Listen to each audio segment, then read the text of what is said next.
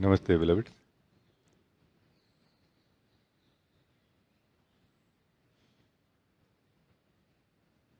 Very welcome to all of you to this meeting.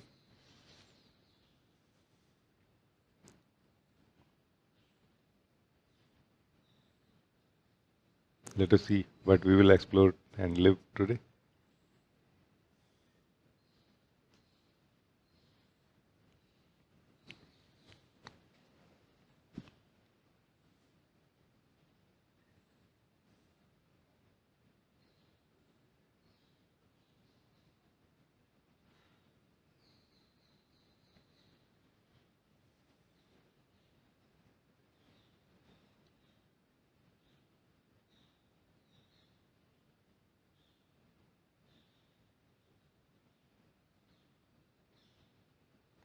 You are welcome to talk to me on some subject.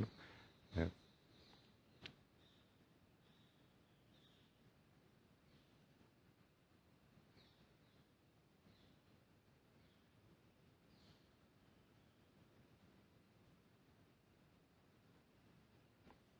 yeah, Uma. नमस्ते जी जी I want to look with you more deeply about विचार करना in Hindi we say विचार करना means I feel in English we can say think we can a process of thinking what is this, and for that can I use an example to ask with you? Yes, yes. So let us come to Yeah. this.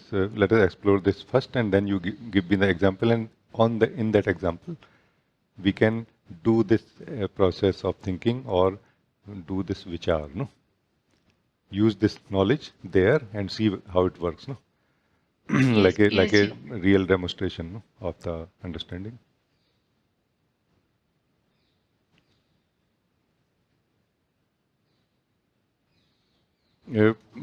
Fundamentally, in my understanding, fundamentally there are two states only in which we, the being, is or can be. One is vichar, one is nirvichar. No, and the more clearly it is understood, the better. No,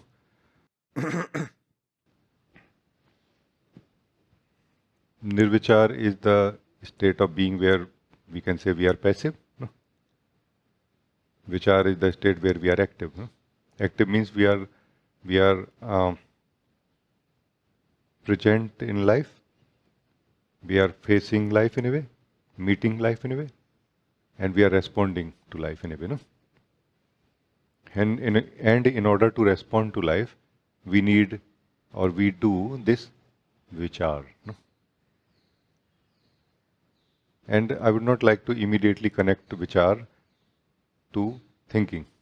No? Not yet.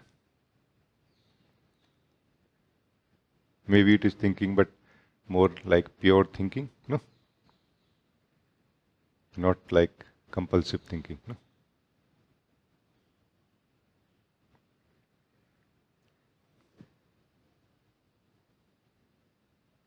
Let's say we me and you just Uma, me and you just sit right now here in the inactive state, in the nirvichar state, okay? And let us sit here for a few seconds.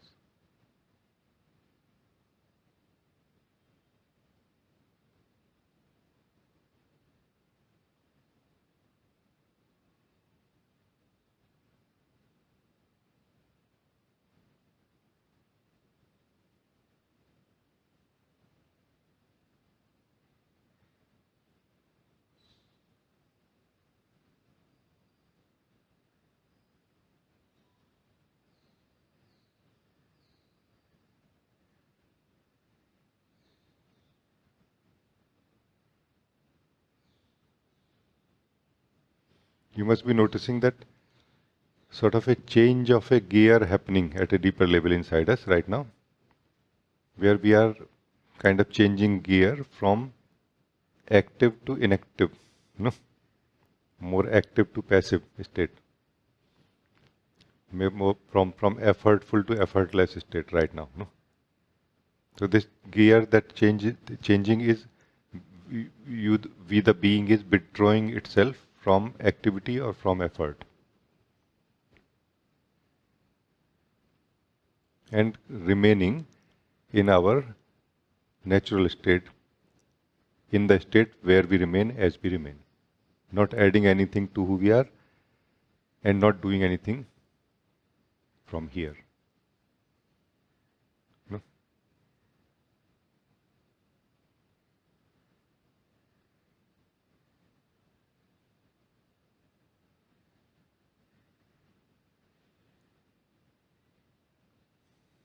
So Uma, when you have felt clearly that yes, I am now in my inactive state or Nirvichar state, Nirvichar avastha of my being, that time you come out of it and then talk to me that okay, yes, this I have experienced and now let us see what is Vichar avastha.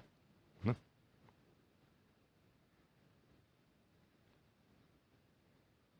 Remember, we are in a discussion right now. This what we are experiencing is only part of that discussion. It is not a guiding right now. No? And I hope every one of you is also joining us step by step.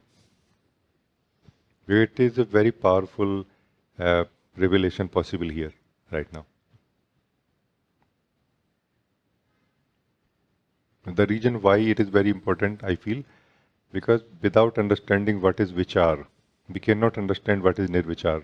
And without understanding these two things separately and interrelatedly, we cannot stay in any of these states purely.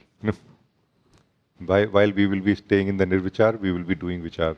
While we will be staying in the Vichar avastha, we will be trying to remain in the relaxed state or inactive state of being also. No? So purity of none of these states is achieved unless we clearly understand these two separately and connectedly also. So Uma, can we talk now? Yes, see. So, When you... Yeah. Yes. No, please say. When you said to me, now come to Nirvichar avastha, then it was for me like I turned my face towards inside, like closing eyes towards inside, and then there was nothing for me. I was just inside. I was just there and not going deeper or outer. It was like this. And when you said, now come out and we can talk about Vicharavastha, then it is like I am in alert mode, I can say, and I am ready to move. Not moving, but ready to move. It is like this for me. Yes, how amazing! This is the this is the state where you, the being, has come to the thinker state, the vicharak state. No, not thinking yet, but can think if necessary. No? Not doing anything yet, but can do something. You know, and this state and the pure state of being are not same really, as you have just now experienced. No? This state is what Anna refers to as, like, you know, what I shared, a soldier at ease. This state is soldier at ease state. No? Not doing anything, but capable of doing. It's like we are facing the body, mind, and life, no? Or life through body, mind also. No? We are facing it now. Before we were facing ourselves, no? Inward facing only. No? Now we are outward facing. not involved, not participating yet, but present and ready to participate. No? So this is where, Uma, we can now understand what is Vichar. Now, right now, thoughts are happening inside you, feelings are happening inside you, but you are not involved in any of them. No, you are not participating with any of those things. You are not uh, engaging with anything right now which is inside you.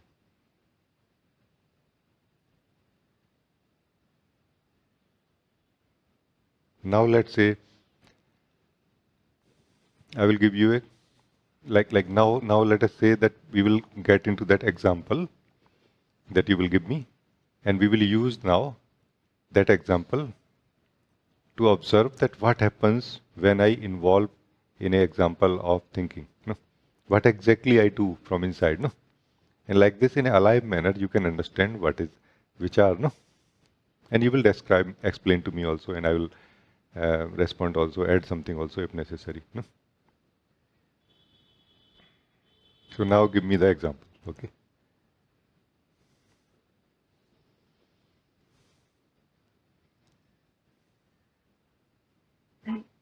Ji, actually, in past time, during my spiritual journey, in past time, I went through. Yeah, I can say it is difficult. It is difficulty. So I did vichar for this. Then what happened? And now I don't find this trouble, this difficulty. What was that? So I was doing vichar.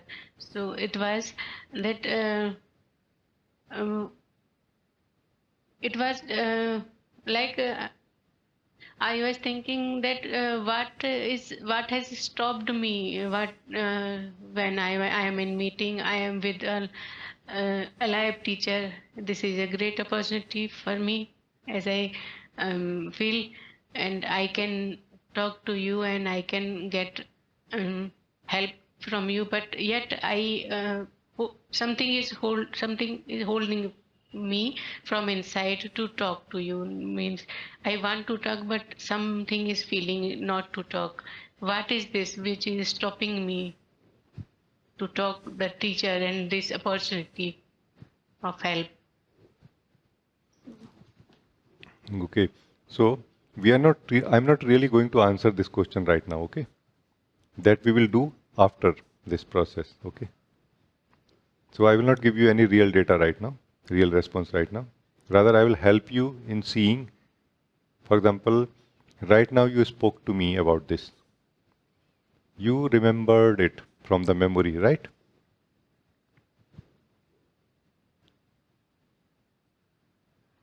Is this vichar?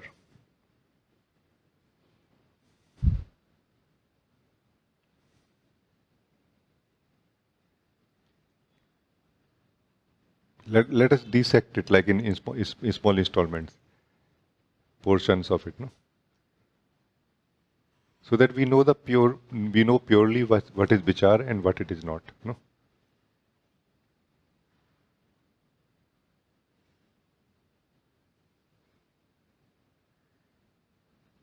And we know that clearly now that there are only two states of you. So either you are in your Nirvichar state, you are not. Now you are in your Vichar state, where you are doing the Vichar also. You know? So is this not Vichar that you are evaluating your memory? Like you already had a Vichar, let's say, meaning you already had a thought that I want to ask this question. No? So that thought was there inside you, right? That thought was kept by you also because it is important. So I want to keep it, no? For this meeting until I am able to talk, no? So maintaining this thought, was it also not in the account of Vichar, no? Yeah. Yes, yes.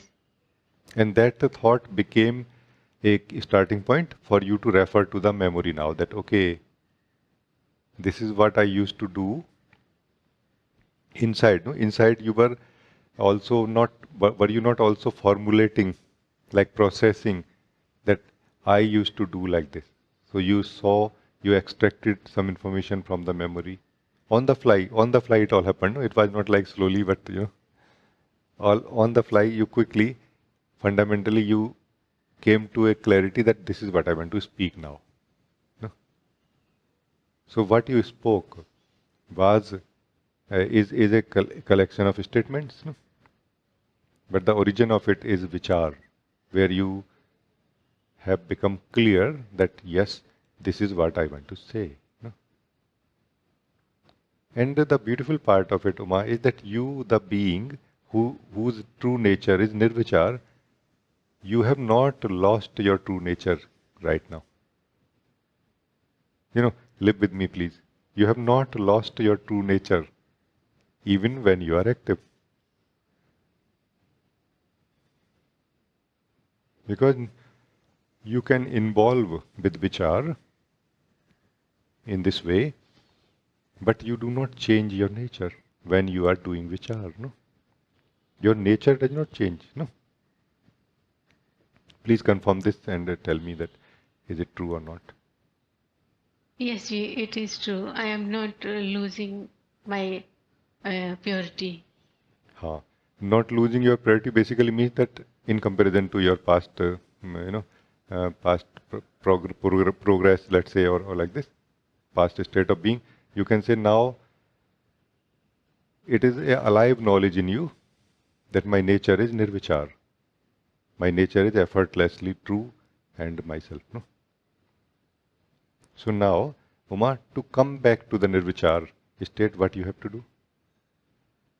From here where you are, where you are doing the vichar, meaning involved in thought or thinking process.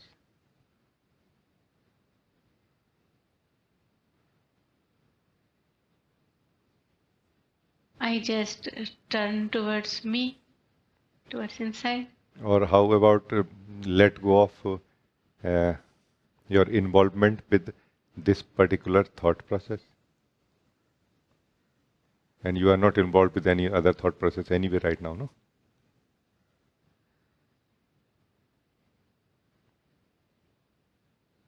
Like how about do not do anything, as a fundamental way to come home to who we are, no? Like, okay, let me try. If I do not do anything, then what will happen? Don't try to reach to the nirvichar avastha. No? Just in the middle of vichar avastha, choose not to do anything, then what will happen? Try right now.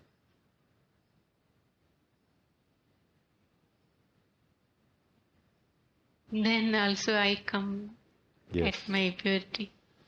And this is a much more fundamental and safe way of coming to your nirvichar state, true state of being, effortless state of being. Safe in the sense that when we turn towards ourself, that is the actual decision of the being also, no? But chances are that that can be a thought also, which is not visible to us.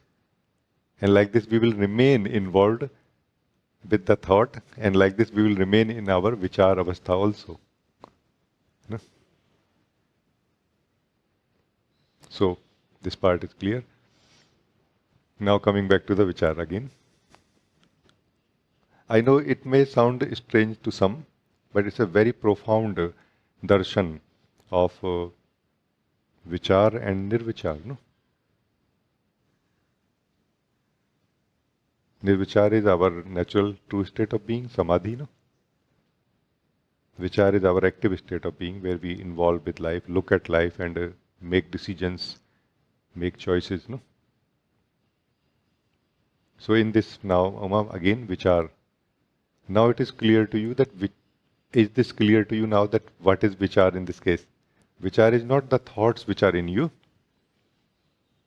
One thought could be that I have memory of things. One thought could be that what I have to ask, and so on. No? But are you able to come to the very essence of vichar? Like what we do when we do vichar, no?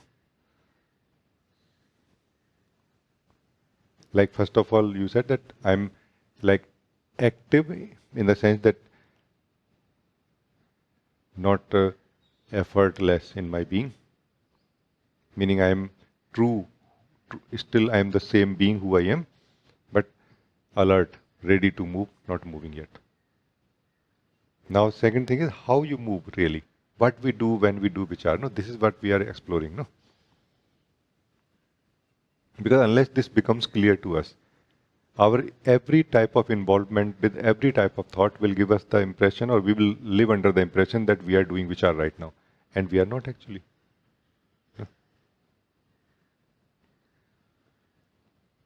Being caught up in the thoughts, is this vichar, Uma? Just to give a contrast, no? No, Ji, I don't feel. Why not? This is important, no?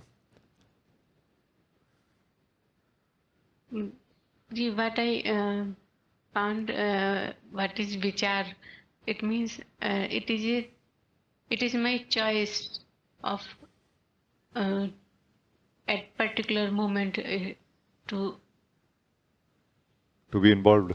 Yes, to be involved in life with life or not. Yes, it is my yes interest and choice. How amazing is that? This is a very powerful discovery. What you are talking about, no? This is the most fundamental choice that we have or we make, no? And when we are not aware of this choice, that is where we keep moving from one thought to another, engaging. We keep engaging from one thought to another as they arise in us, no? Believing that I don't have a choice. No, we do have a choice.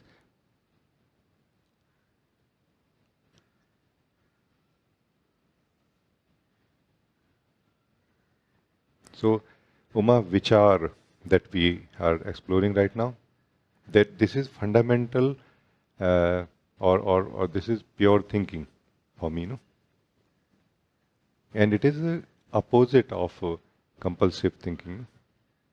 Compulsive thinking is where we are not aware that I have a choice to not think a certain thought. No?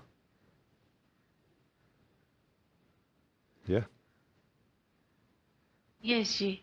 They are in compulsive thinking, helplessness feels. Here, not feeling like this. It is my choice if I want to involve or not. Yeah. And do you feel that we can really get anything out of this helpless state where we are helplessly bound to think whatever thought comes in either? Can we really get anything out of it? Like anything good, like, oh, suddenly a beautiful thought came and I got to know so much about life or about myself.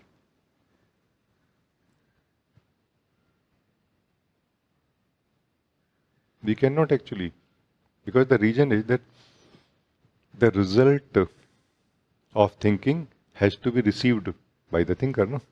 And for that the thinker has to be present separately from the thinking process, separately from the goal of thinking, and separate from the result of thinking, isn't it? But the thinker here in the compulsive thinking is not knowing itself separate from thinking process, separate from the goal of thinking and the result of thinking. No? So this, when the thinker is separately knowing itself, no, from the whole thinking process or vichar, that is only vichar for me, pure thinking. No? The other version of it is compulsive thinking, where we are neither knowing ourselves separate from the thinking process, nor we are knowing ourselves as who we are also. No? It is connected, I feel. No? It is connected. Because the more we know ourselves separate from thinking process, the more we naturally know ourselves who we are. Obviously without thinking process. Meaning without thinking about it. No? So I think this is very good. Thank you. Now you can ask that example question. If you want, I can answer that also. If it is a live question in you right now. Thank you so much, Ji. This is for this clarity about Vichar. And I will definitely ask that question for which I was doing Vichar. Oh. So you want to say again, or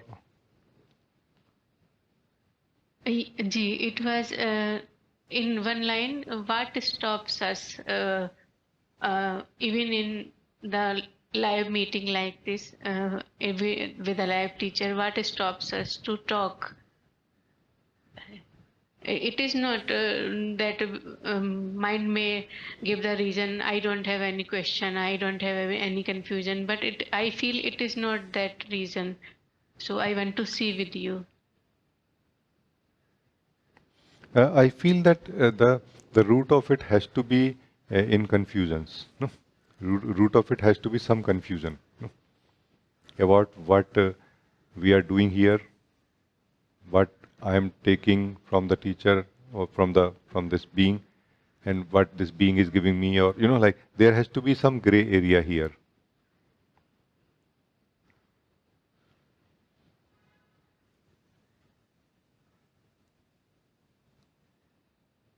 Like one of the gray areas I found could be that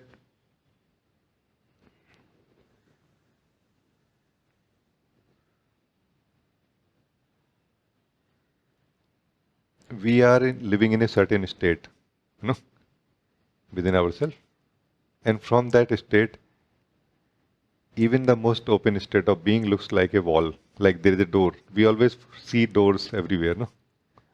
However, the door is just in front of our eyes only, no? So the door is from our side, but it looks like on the other side where we are trying to trying to reach, no?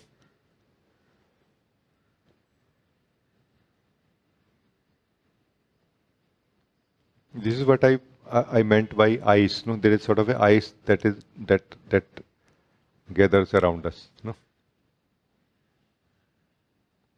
but that ice sometimes has a flavor of something which we like also, like some kind of spiritual experience, and we feel that this is nice. No, and we kind of tend to hold on to it from inside ourselves, and that becomes like a wall between us and the teacher also. No, because what we are going to do together, Uma, in satsang, one of the two things only, no, either vichar or nirvichar, no. Nirvichar is dhyan and satsang, no. Either learning to come to nirvichar or remaining in the nirvichar avastha, no. That is dhyan and satsang, no. Or vichar. Vichar means discussing, no. Like this. So in this discussion, vichar, even when we are listening, let's say when you are listening, for example, this should serve one of the two states of you, either nirvichar or vichar. No? If you are able to live in your nirvichar state of being, and listening in satsang is helping you in remaining in that and empowering you in every way, no? Then listening is serving the right purpose. Then asking a question is not necessary in that case, no? But if you are in vichar avastha in satsang, then many times listening may not be enough. Then talking will be required mostly. No? If you are avoiding talking within yourself, let's say that is vichar, and trying to remain in your nirvichar avastha, that time anyway talking will not be useful, or we will not feel inspired. No. So this question actually is coming from the times, from that state where we want to talk, but somehow as if something is stopping us. No? And then something can be only a confusion. I am trying my best to remove these confusions by sharing by sharing my standpoint, that how I am sitting here right now and what is possible. No? Yeah. And for that reason, I've offered many options. Like you can just say that I want to connect with you. No? For that, no questions have to be asked, no discussion have to be done. No? And that may lead us to a vichar together, no?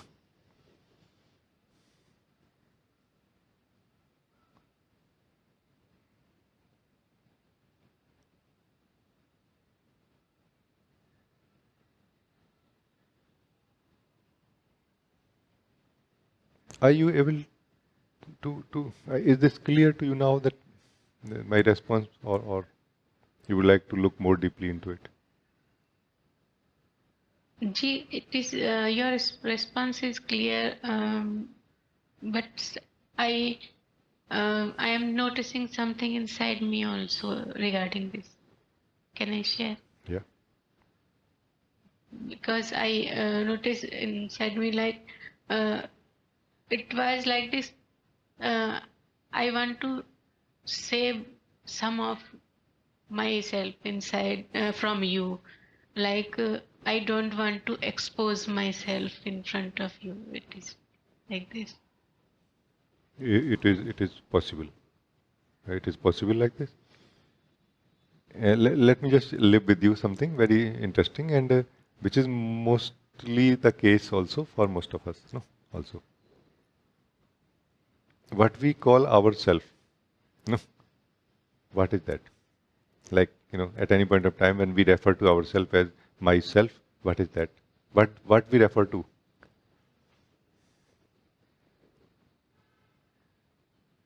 It is generally not the pure being that we are, who is living in the body mind. It is generally not the pure being that we are. So we are not referring ourselves to as the pure being, no, during that time. So we are referring ourselves as the being that we are, plus our favorite state also together, no. And that's why that state will be saved. Obviously, that we are not talking about me and you, no. We are talking about a subject, no. So that's why, unknowingly or knowingly, this state of our being will be kind of kept separate, or you know outside of the discussion. No? Like this, I don't have to discuss, no? Because that's myself. No, I don't have to discuss myself. I myself have to discuss something. No, so as long as this what is there inside us is seen by us or lived by us as myself, obviously, why we would like to. But surprisingly, Uma, there are beings in our group also who say that I don't want to take chance, even if it is myself, even if it is pure myself only and nothing else. I don't want to take chance. Let me have a deeper look together into it. No? And continuously happening this in every meeting also. No? But it's a very good insight what you are saying, that as if I am trying to say part of myself. Part of myself means part of the state of energies or understandings. No?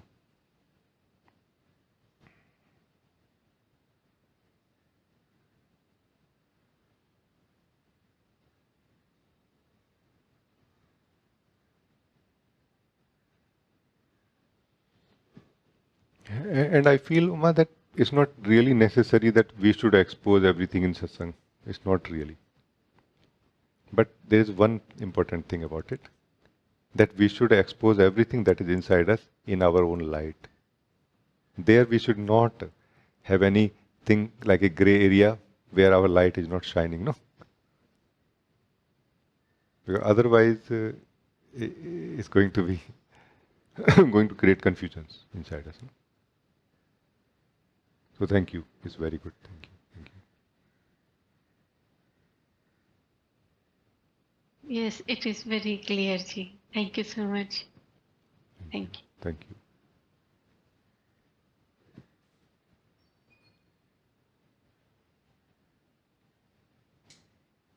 Namaste ji. And ji, I wanted to bring myself in front of you and report to you and check with you. I feel that I am still hiding myself from you in a way of sleep, going in sleep, in drowsiness. And I wanted to bring it in your light, so that because I felt there is some physical sleep also, but I feel there is a mix also in that physical sleep. Somewhere I'm hiding in that too. So this I wanted to bring. It's also very, very powerful thing what you are saying. I think we discussed about it the other time, that where you said that when I'm feeling sleep in satsang, actually it is like this, that I'm kind of trying to hide from satsang while I'm trying to be in satsang also. And that struggle creates that sense of sleep. No? So that also was a very good insight, really, which is really very, very much applicable for most of the people who feel sleep in satsang, except the physical sleep. Like either there has to be a physical sleep, or this sleep is result of struggle that is going on. And we can really come to a much more resolved state of ourselves, where we are more peaceful, that, you know, like we can be as much as we are right now in satsang, for example, not trying to be more in satsang. You know? For example, this can be a very simple thing if you hear what I'm saying, every one of you. Like, do not try to be more in satsang right now. You be in satsang as much you are, but you be well in this satsang. You know, well means like comfortably sitting. Do not attend this satsang more than you want to attend, but do attend this satsang as much as you want to attend, no? Also. No?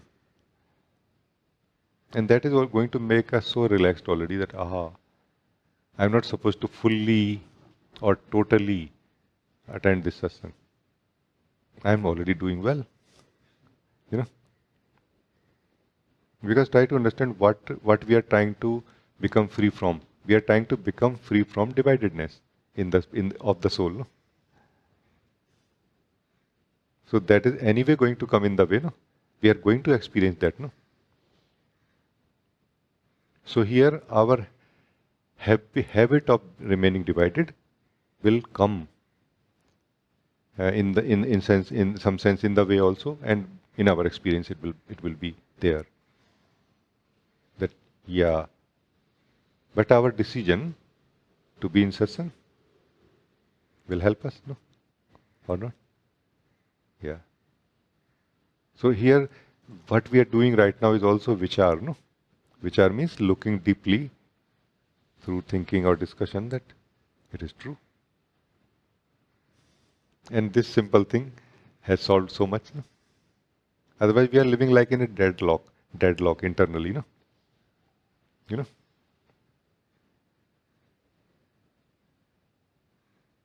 In this case, neither I am forcing you to be more than you are in satsang, nor I can. No.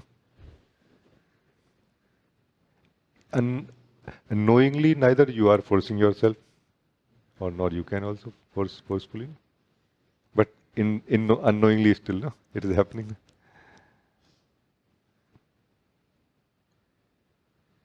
So this kind of looking together right now is simple thing, and it resolves.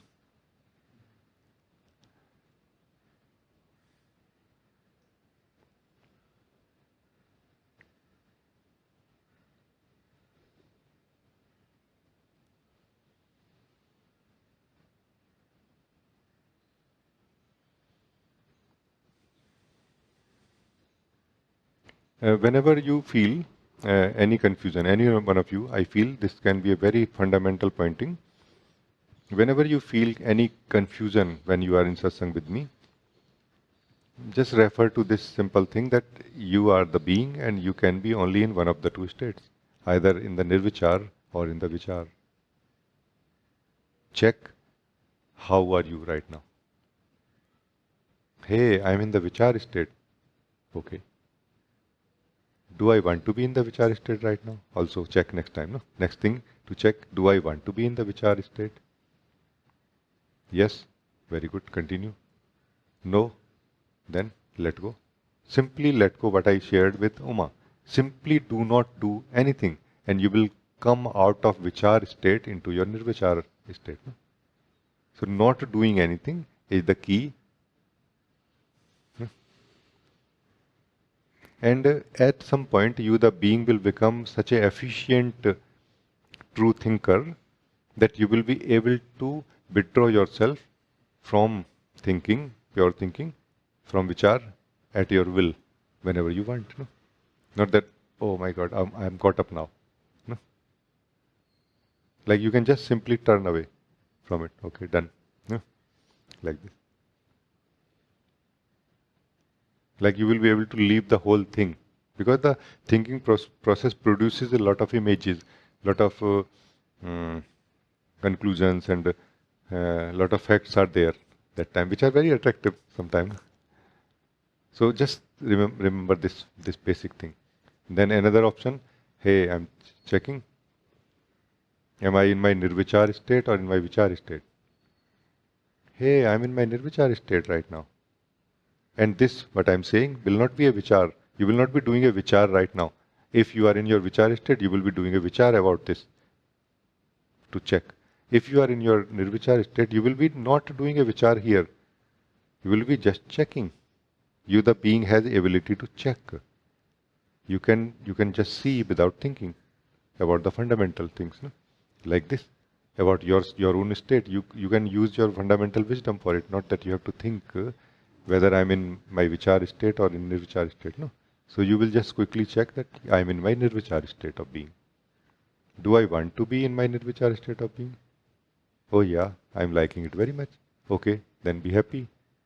Like, you can be supremely happy now. Or no, I don't want to be in my Nirvichar state right now because I feel that there are some things at the Vichar level which need to be resolved, which need to be made more clear to me for me to be benefited by them, or for me to be, to play well with my thinking process. Then let me talk to Rajee also. No? So it's really as simple as this or not? There is no third state. No? Third state is the sleep state. And obviously we are not talking about physical body sleep. No? Yeah. We are talking about that sleep which we don't know from where it comes. That is the state where we are divided. We are doing vichar when we have decided to be in our nirvichar state. And we are trying to be in nirvichar state when we are doing vichar. No? That clarity, that purity, that crispness is not there of our decision. It is about decision or not? The more crispness, the more sharpness, the more clarity will come in our decision, because this is the only one decision that we make fundamentally, which will open door of the samsara, vichar, or nirvana, nirvichar, no? Like this. Vichar is the borderline. As we turn towards the vichar, then sansar. As we turn away from the vichar towards our true state of being, nirvana, no? Yes? Both are within our reach as the being. Both are within our reach as the being. No?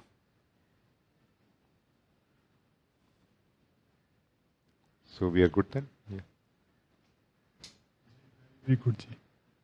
Ji, I could feel also that when you said that this struggle or something, so I felt that there was no struggle, but stress was there, which I was not noticing.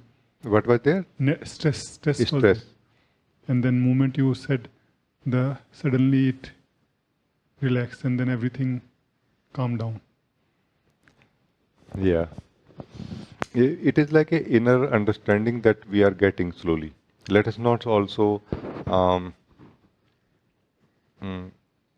force ourselves too much, because what we are learning is most fundamental understanding. No, it's not about learning how to do vichar better on a certain subject, but more how to do vichar as such, not in particular, no, but in general. Or we are not learning what is nirvichar, but learning how to come back to nirvichar. Most fundamentals, but simple things. No? Let us not force ourselves so much. Let us allow ourselves to understand these things. the more clarity, the more crispness, the more undividedness in our decision towards any of these two, Vichar or Nirvichar, during Satsang, the more we can get out of it. And also, more importantly, we can become a more undivided being during this process of looking into whether I am divided or not. No? As a whole, like forever, we will become that undivided being who will be more of itself doing the vichar when doing the vichar and not doing the vichar when not doing the vichar. No?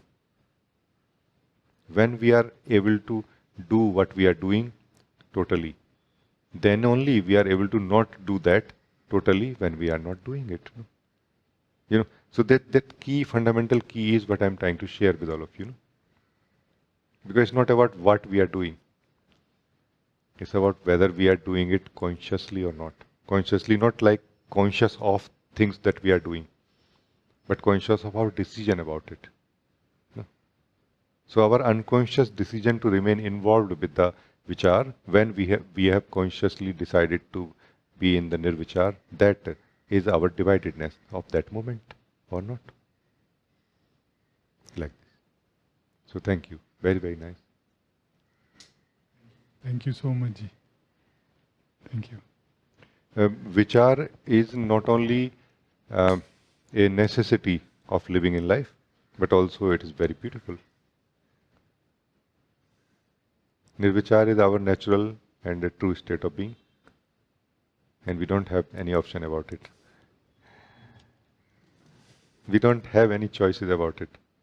And what I was sharing with Uma also, that we will continue living in a alive manner. We will continue knowing that I am still that nirvichar being who is doing vichar right now.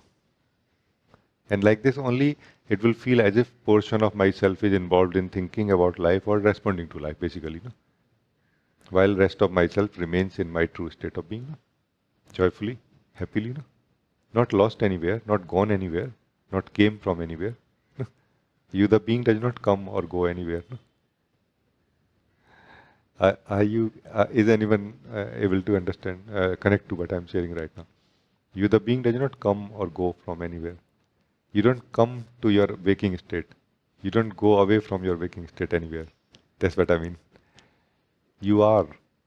I am. End of statement. This is the most precise statement about who we are. I am. This is end of statement. I am. Period. Regardless of what comes and goes. Regardless of waking state or any other state. No, I am. So thank you. Very, very nice.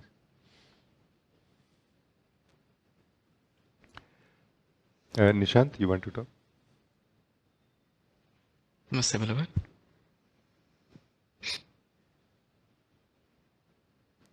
Can we take a look at Vichar and Nirvichar again from a perspective of attention?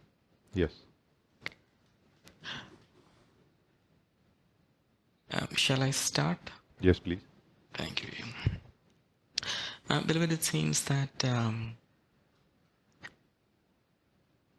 from the state of being, when my attention is on the world, but without forgetting my sense of being. So in a sense, my attention is still rooted or anchored in my being, and a small part of it is conscious of the world. Is this analogous to the vichar that we're discussing? Yes. It is. Okay. So that would mean that if my attention gets detached from this anchor of the being and is completely spent on analyzing and living the world, this is the sleep state, where we're functioning as the person state, as we generally refer to it. Is Yes. it like this? Yes, yes. Like what we call spiritual sleep state is actually more dream state not that the being is really sleeping. The sleep state actually is what we experience as the samadhi state of being. So that time when the being is involved in vichar, in the thinking process, without without remembering, without anchoring into who we are, that time what we experience is the dream. Because what happens is that we start moving from one thought to another, like we start residing in the thoughts. When you the being start residing into the thought without experiencing continuously who we are during that time of thinking, during that time of engagement with thought. That time, not that thought are able to do these things, but we are ourselves unknowingly create a self, a thought about ourselves also. It's like I'm going to use a thought about myself every now and then. Why don't I just make it permanently and keep it and use it forever now? No? So that's where a very fixed thought is created by us only in the realm of thoughts, and we just keep using it as to introduce that who I am. And that is okay if we are talking about relating to other people. But we also start believing that I am this now. No? The thought which we ourselves created to describe who we are to others now is introducing ourselves to ourselves also. Like this is what is hypnosis. Fundamental hypnosis or attachment to thoughts is this actually. No? So you are very right. If we remain connected to ourselves, we are totally fine when we think. No? Because we cannot think excessively now. So what we call a spiritual dreaming is excessive thinking or non-essential thinking or compulsive thinking. Like there is no need to think and we are still thinking. No? Because we don't know what to do right now. No? Like we do not know our Nirvichar avastha yet, in a way. No? We have got disconnected from it in some way.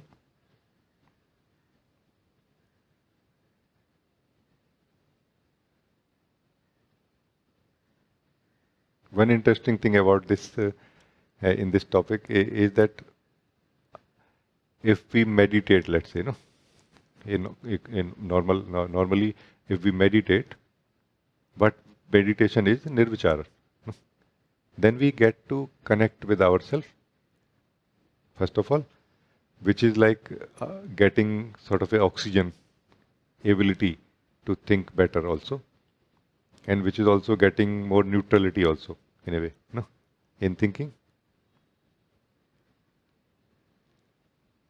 That, and we catch a break also from thinking. So our brain and everything also rests that time.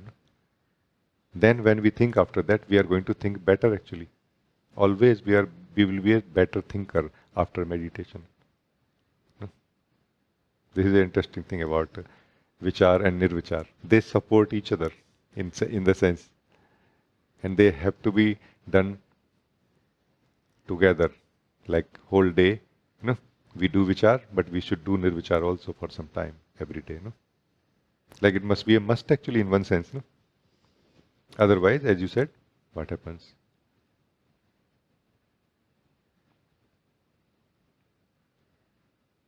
So yes, it is true.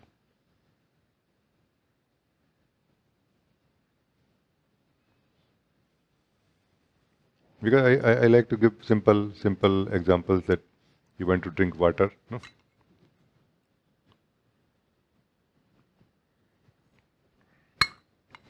That very millisecond or that very second when you are drinking water, that time are you thinking about water?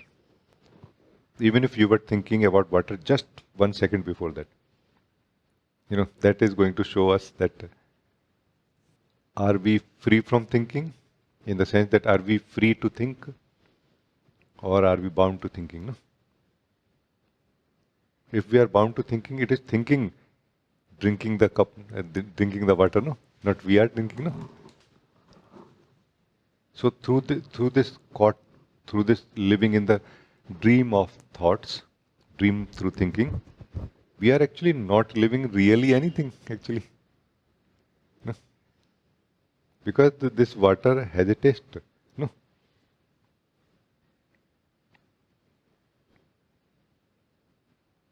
It's a reality in this moment. Like you are present, like your breath is present, like your body is present. In the same way, this water is also present. No?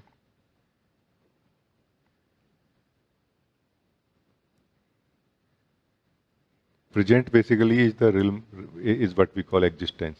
No? That which exists. So collection of forms which exist is existence. No? We can relate to it, we can feel it, we can connect to it only when we are also present, no? Consciously.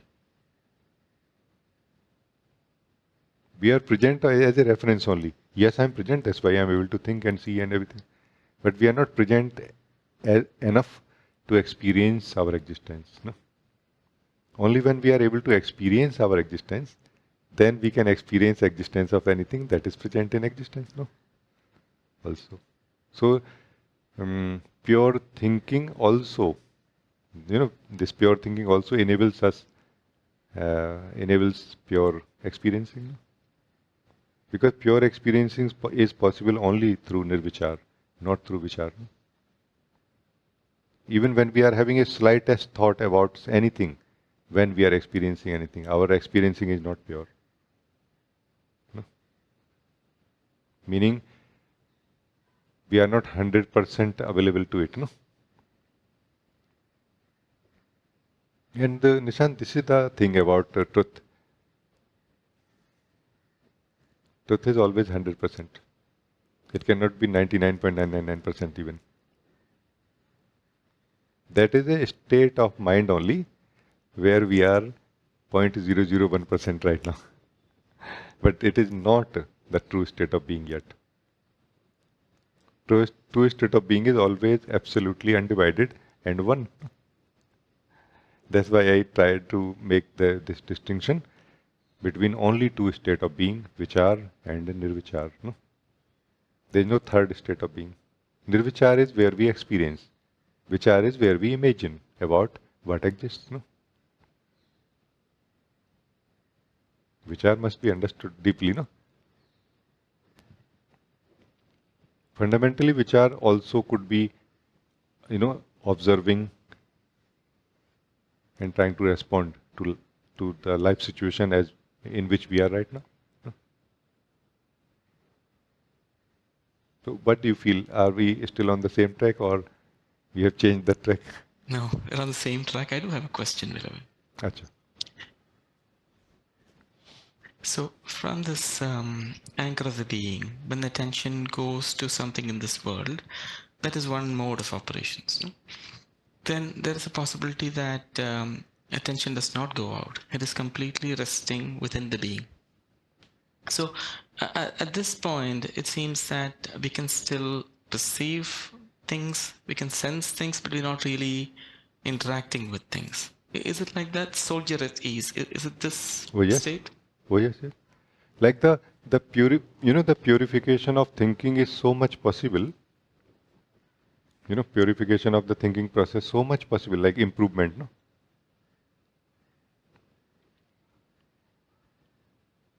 Like we are thinking when we know that we are thinking, when we want to think, no?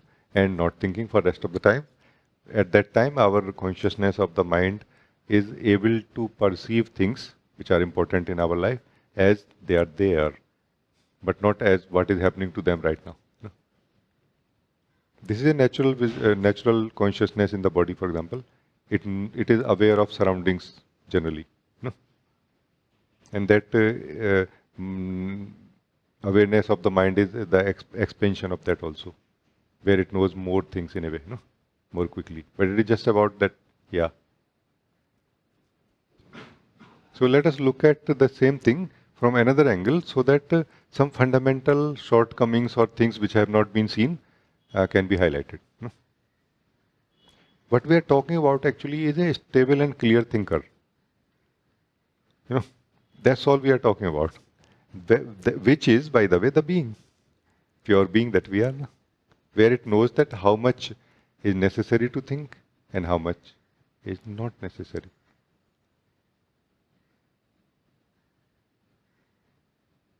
There are, let's say, so many mountains on earth, no? So many rivers, so many oceans. Are we thinking about all of them right now? We are not, no? Because we know that it is not necessary to think about all of them all the time. I will think about them when necessary, which is decided by you, the thinker. Necessary part is decided by you, the thinker. So it could be necessary right now for entertainment, maybe, let's say, no? That you feel happy to think about it. That's okay, no? Or for as a supporting information for another subject that you are thinking right now also. No? So that is all fine, no? What I'm trying to actually, I'll try to draw a picture here that,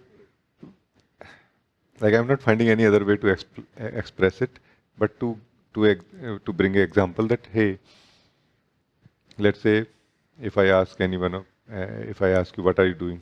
No? If the answer is I'm thinking, then if I ask you what you are thinking about and why, you should be capable of answering that or not. And you would be actually, no? Like you know what you are thinking and you know why you are thinking about it. But for most of the time, Nishant, the answer coming from the being is that I'm not specifically thinking about something. I'm kind of generally floating from one thought to another.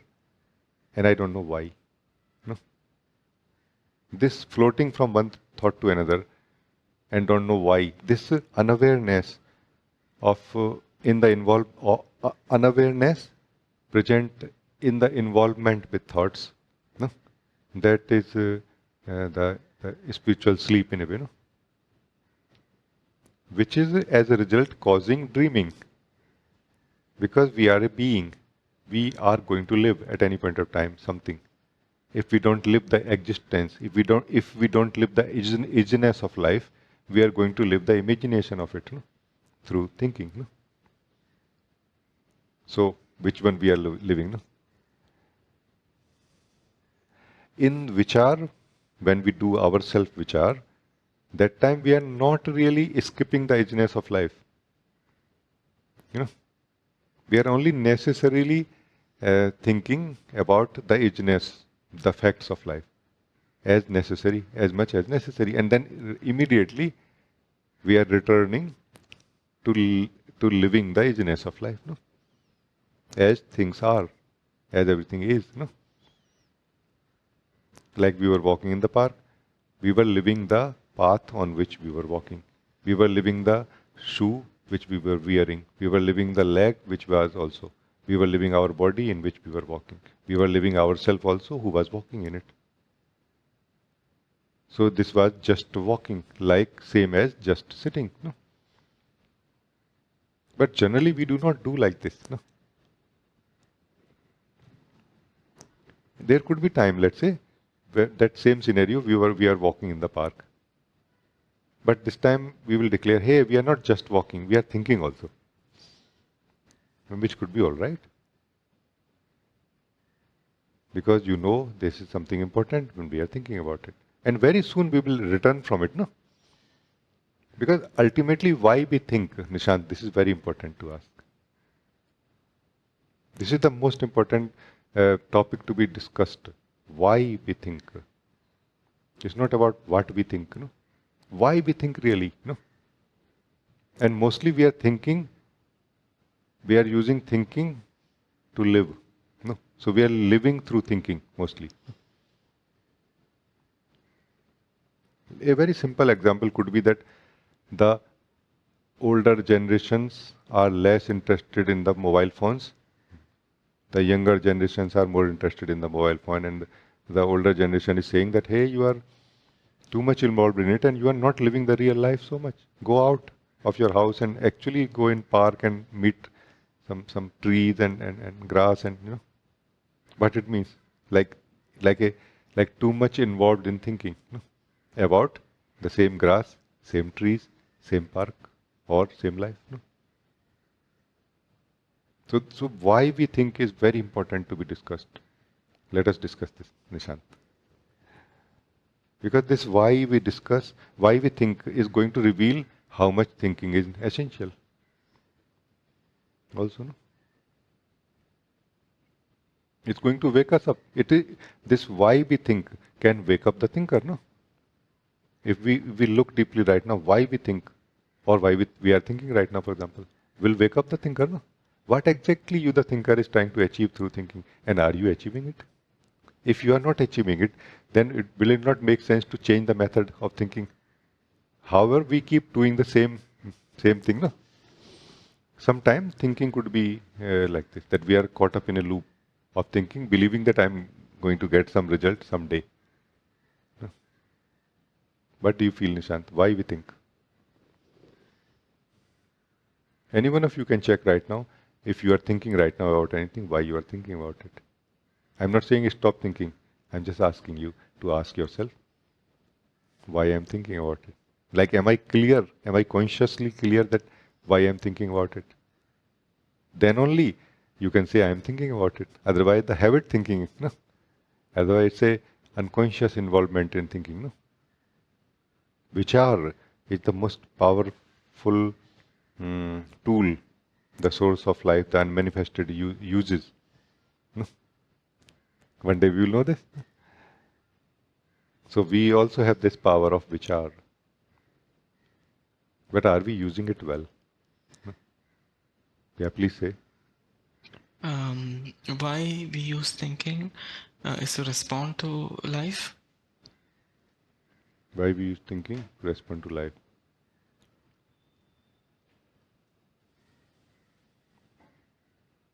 Let us go into the very thinking itself. Like what we get out of thinking in relation to responding to life, let's say, in this case, no? Like what we got sort of a thought, like a chit, like a piece of paper. What exactly we got out of thinking, which will help us responding to life, no? This is what I'm trying to say, no? The more clear it is, the more free we will be from compulsive thinking, no? The more clear we are about what is thinking and why we are thinking, the more free we are from thinking. And more free we are a thinker now. The more free from thinking, the more free the thinker. This is as simple as this. And only a free thinker is capable of thinking very, beautifully. Like less limited to the contexts, less limited to the conditioning and habits. Like for example, every scientist has to be as free thinker as possible, no? Out of the box, no? Not within the box only, no? Can we take an example and look at it, beloved? Yeah, please. You give me the example. All right, yeah. So let's start from a point where my attention is fully within myself. And I'm just aware of existence of the world. I'm in a room right now. I'm just aware of this room. At this point, say a fly, I become aware that a fly has landed on me. Now an action is required to swat it away. Yeah. So there, a portion of my attention which is in myself comes out, defines the action, does the action, and can go back. But where is thinking in this? No? Thinking can be processing, it can be analyzing my memory to figure out what to do with it now. Yes, but that is still not thinking, I would say.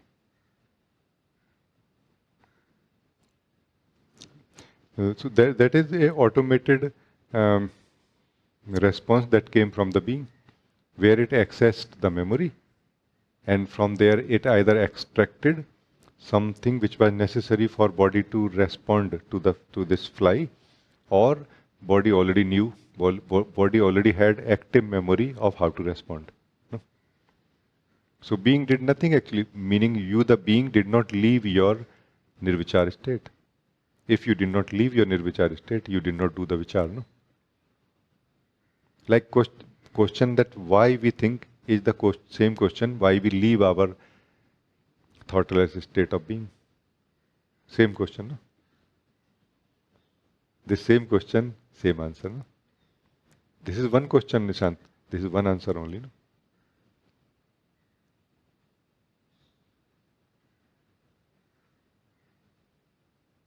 So can it be that when there is a circumstance when somebody is addressing a thought at us, then we need to respond back with a thought? Can you say again? Yeah. So I'm taking the situation where now we are in contact with another person. And there that person is addressed with a thought. Or a communication has come to us as a thought. Yes. True. So this is a good example. Let us look into it now that some person, basically let's talk about a person, not about existence as it is, not about an animal, not about a tree, not about a fly, not about cloud, not about rivers or mountains or oceans. No. A person. No. Not even about a child, human child even, who has not learnt speaking yet. No. Not even about that. No. Even about that, no thought is required for us to respond to it. No? Whole of the being can respond. No? So easily, because it appropriately knows how to respond. Neither the child is thinking, nor it is inviting us to think. No? Yes. So some person comes. Person comes means what? Meaning somebody, a human being, a being who is living in the human body and depending entirely on thinking and mostly continuously. No? So it comes to us that, hey, how are you doing? That time, what happens, Nishan? What you think, no? And why you think also. Why you think is important, no? Like, is the person going to decide what you will think? Or you are going to decide what you will think? This is my question. No? Because why you think is the key really. That is going to decide whether the person will decide or you will decide, no? If you do not know why we think, then the life situation will decide what we will think. But if we know why we think, then we will decide in every situation what we will think. No? What do you feel? Are we in the on the correct line? Yeah, it's very interesting, by the way. Yeah. Could it be that we have to think because the person who is in front of us expects a certain category of responses? So if you automatically respond in such a way that is beyond that range, it'll freak the other person out. True. So we are sort of limiting our response to within a certain band. And this is why we have to think. That is fine. So that is very nice. That's totally fine. No? Like we cannot decide in an aeroplane to do whatever we want, for example. Our responses will be limited there. No? So there we will have to think that, hey, I'm in an aeroplane right now. Not in my car where I can just open the window and, start giving flying kiss to everyone who is passing. No? There in the aeroplane, we cannot open the window, for example. One problem. First problem. No? So yes, but that's totally fine. No? Like where is that helplessness of thinking? Where is bondage to thinking in this? There is no bondage to thinking here. Yes, there is none actually. Yeah.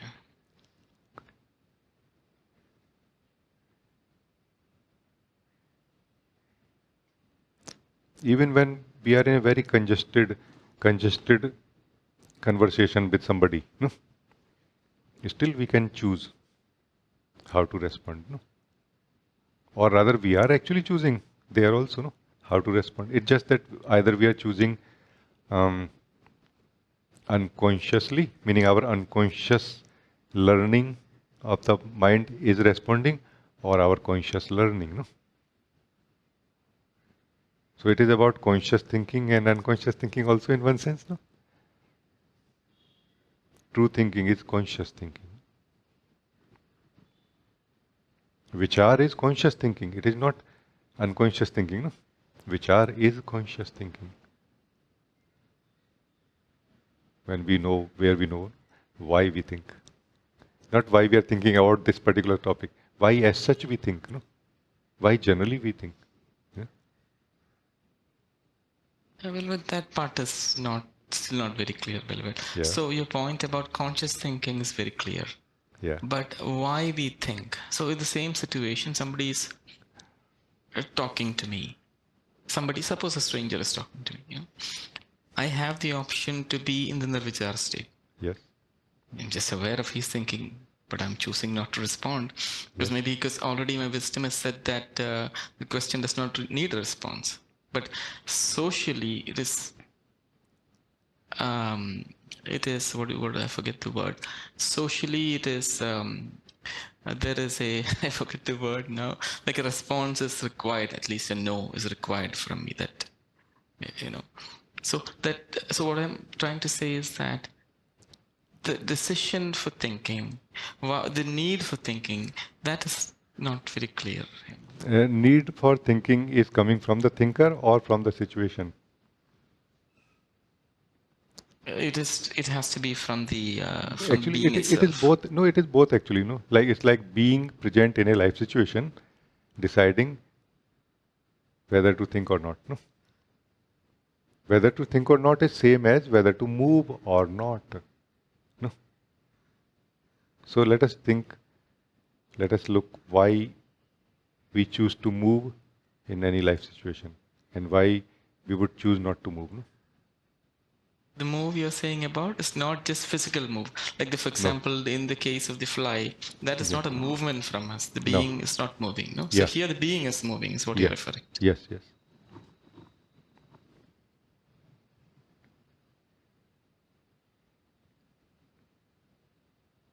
Like what we are discussing, Nishant, right now is the most fundamental sense of bondage present in the being, that I have to respond to life. No, you don't have to. You choose to respond and you may choose not to respond. No. Meaning you are free not to respond also. Many beings have claimed this freedom, by the way. Meaning many beings have demonstrated in practical life also. That do whatever you want, they will just not respond.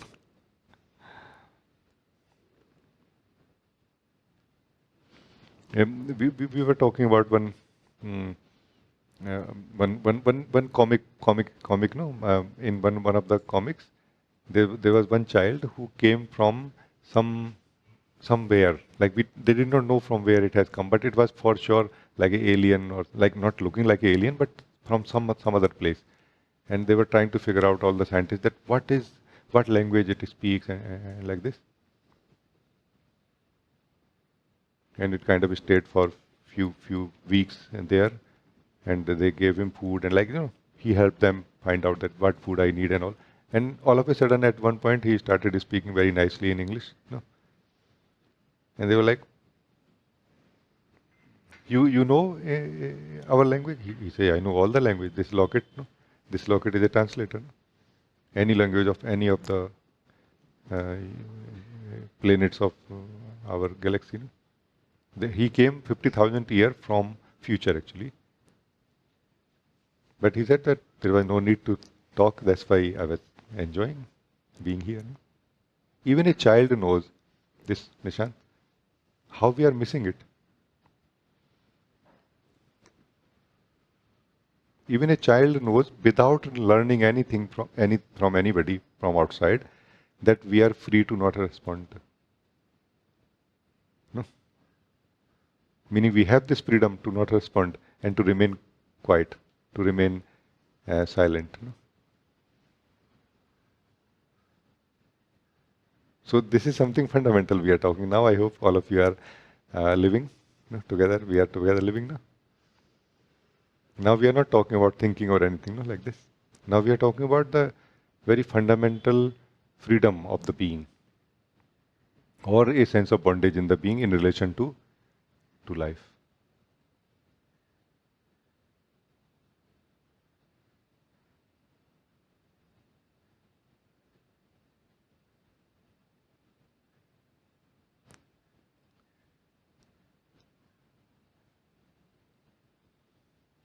So is this clear or not?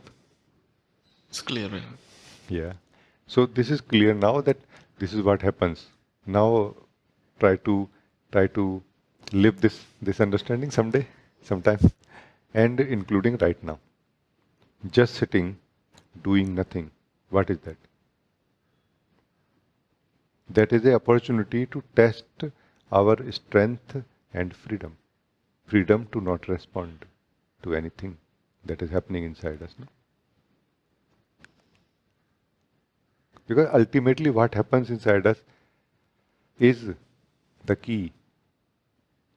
It is what we get involved with, not what happens outside of our body. What happens outside of our body creates something like a reaction inside us, no? Some change happens inside us. And that change, we are responding to that change only, no? Some change happens in our energy state, whether a thought, a feeling, or a state change. No? We are responding to that only, no? In just sitting and doing nothing. We are transcending that impulse to attend every change that happens in our body, mind, energy. No? And we are now selective about it, that when I want, I will attend. When I don't want, I will not. No? And like this, Nishant, we are becoming free from samsara, which is present inside us in the form of changes happening into our body, mind, into nirvana that we are. We are not going to reach to nirvana, we are that nirvana. No? When we are not attending anything that is happening inside us, that is our nirvana state of being. So there is going to be lot of testing of our strength here, Nishant.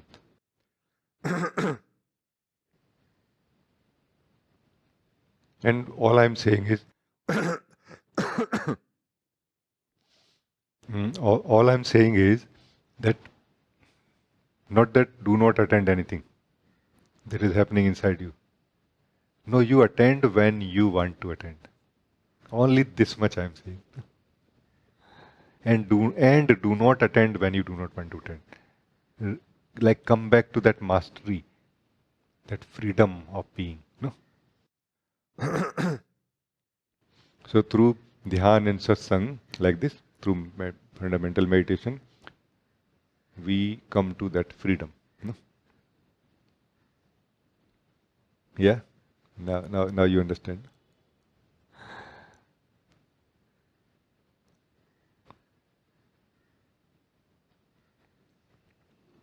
Meaning we all beings are actually free to respond and free not to respond. It's just that we are not aware of it. Through meditation, through satsang, we become aware of our truth and we become aware of our true freedom.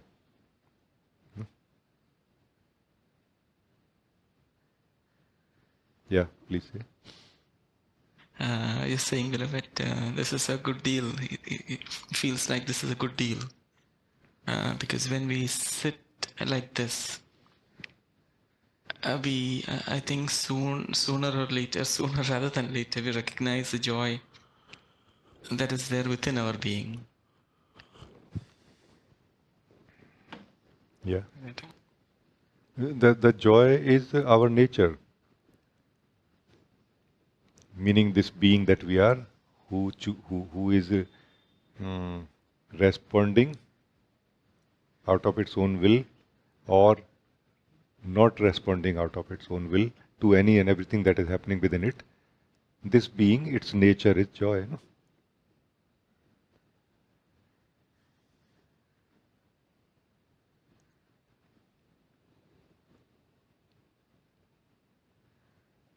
So there are two types of beings in this world, Nishant. One who are responding to anything and everything out of joy. Or another one who are responding to any and everything out of need for joy. Those beings who are responding out of joy are the beings who are living in their joy already and now just playfully attending what is happening inside them. Not that there is a need. No? Not that what is happening inside us can give us anything more than what we already have. as the being. No? Somebody said, I don't know where, but it is like we are the being playing, and we just got serious about the play, and we got caught up. No? And it is true, really. Any and everything that we are experiencing in any and every way cannot give us anything more than what we already have as the being in the being. And nothing enters in the being, by the way, from outside. So everything that we have inside us, thoughts, feelings, and all the experiences of energies, they cannot enter inside us. And somehow we don't know this, and we are afraid. Like this. Once we know that nothing can enter inside us, we can be so bold about the experiences of body-mind, no?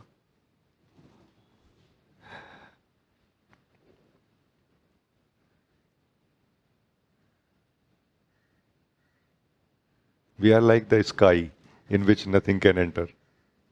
The truth of the sky, the true nature of the sky in which nothing can enter. Like the sky cannot lose its skyness, no? Because something is present in it,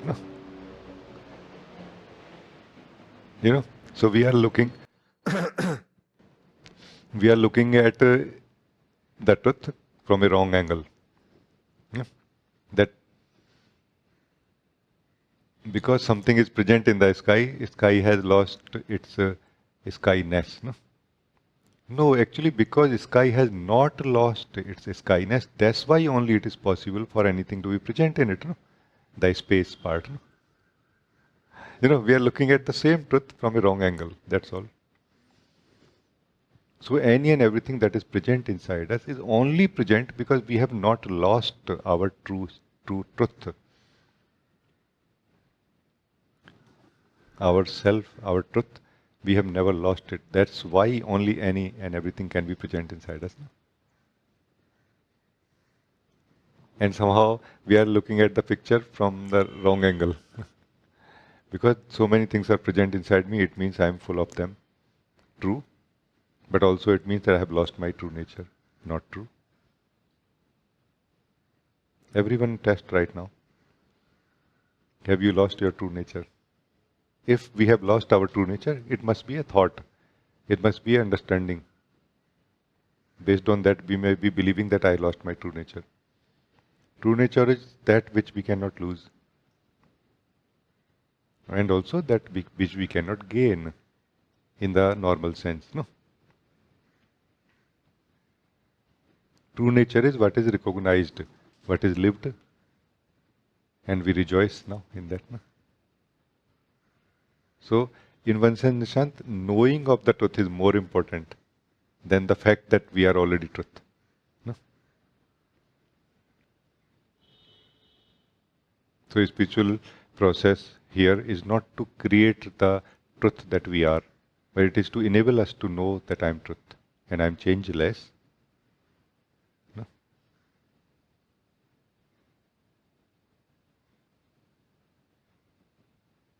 Very, very nice. Thank you. Thank you.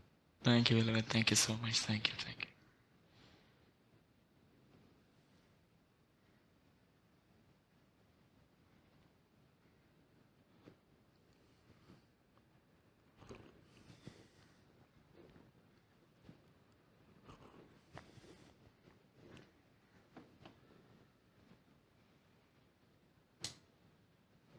Namaste ji. Ji, can I ask you a very basic question? It's how to listen to you more and get more benefit. Because what I notice, like, if I listen more like for understanding, then I feel stress. Like, try to understand what is the all conversation is going on, so I feel stress. And if I'm not paying that attention, that is just sitting, that I enjoy, but at the same time I feel like maybe I miss some important information or like that. So just I want to feel to like know really how to listen. Yeah. Understand. You said that it's a basic question, and I understand that it is. And let me bring a very basic also example here first to set some basic understanding about it, and then we will expand that together. No, we will explore that together.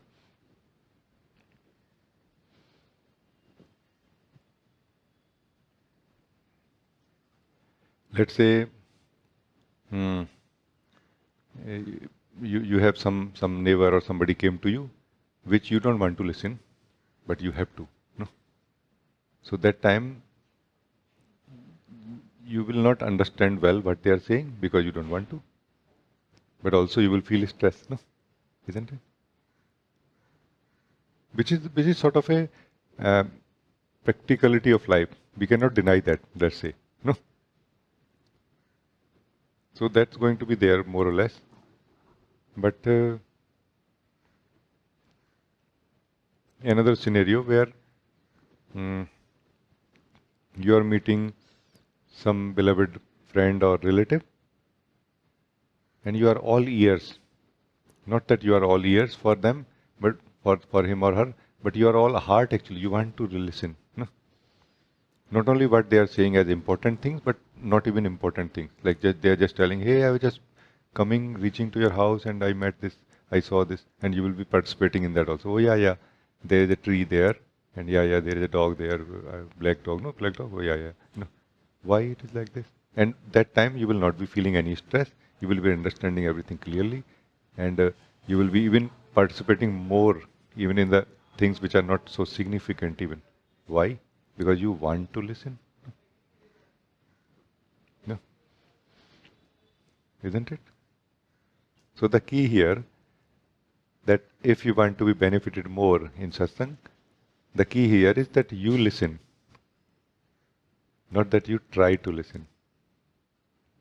Let us understand very clearly what is trying to listen. Trying to listen basically is forcing yourself to listen, and only you know why you are forcing. Some misunderstanding. Why you are listening? Don't listen anything. If you feel that you are benefited by the vibration of satsang to the maximum, just don't listen anything. No? You know what I mean? So, if you want to get maximum from satsang, then you listen. No? And be clear what you want to listen or not. Whether you want to listen or not also. No? So the whole thing again and again comes to clarity only.